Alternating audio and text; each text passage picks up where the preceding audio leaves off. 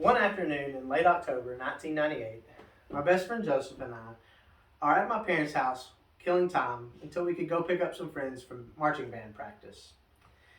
We'd been playing video games, we'd specifically been playing a racing game, when we looked at the clock and saw that it was 5:15, when we were supposed to pick up our friends at 5. Crap, we're late. They're gonna kill us, Joseph said. Well, I guess we better hurry up. Want to race? I said. Sure. Loser buys lunch tomorrow, said Joseph. All right. With a quick handshake, the deal was made. We both ran into our cars, Joseph in his 1988 Chevy S10 with a 4-cylinder engine, me in my 1985 Ford Bronco 2 with barely a V6. Both of the vehicles were made for speed. As we made our way on the back road heading towards the high school, Joseph was in front of me, and I decided to take a back road to get to the highway quicker to get to the high school first. Once on the highway, I floored it. Pedal to the metal. My Bronco 2 gave me everything it had, which honestly wasn't much. But in a small town where the speed limit's 40, going 70 miles per hour felt like I was racing NASCAR. As I came up on the road that I knew Joseph would be taking to get to the highway, I noticed two things. First, Joseph was just now getting to the stop sign. I was going to win. However, the second thing I noticed was the police car coming straight towards me. I passed both the police car and Joseph's S10 at the same time. I looked in my rearview mirror and I saw the police car turn its lights on. I heard the siren and I saw it do a sweet 180. Well, it would have been sweet if it wasn't coming after me.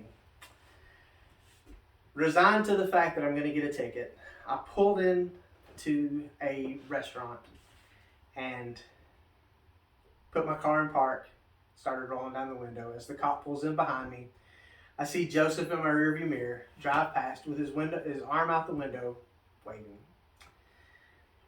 As I'm waiting for the cop to come up, he runs past, yelling, "Turn your truck off! Turn your truck off!" I complied with the officer, partly because it's the right thing to do, and partly because I was in shock. The cop runs past my vehicle, stands in front of it, and he's looking back and forth. I don't know what to do. He finally wipes his brow off with the back of his hand and walks up to me at my window and he says, "I'm sorry about that, but I thought your truck was on fire." On fire? Yep, he said, "Nearest I can tell, the sun was reflecting off your grill." He's like, "It sure did look like it was on fire though. You can go. Have a nice day." As the officer walked off, I now in full shock, I rolled up my window, started the Bronco, and drove the rest of the way to the high school, where my friend Joseph was sitting on the tailgate of his truck with a smug look on his face. As I got out of my Bronco and started walking up to him, he said, "Well, I've decided I want Burger King tomorrow." He said, "Let me see it." I said, "Let you see what?" He's like, "The ticket." I said, "I didn't get a ticket." And I proceeded to tell him what had happened. We both laughed and picked up our friends and dropped them off at their parents' houses. About a month later, I was at a gas station getting gas in the Bronco, went inside to pay, and as I was coming out, I passed a newspaper bin. I got 50 cents out of my pocket, bought the newspaper, because on the front of the newspaper was a photo of the police officer with a headline that read, "Officer arrested for meth."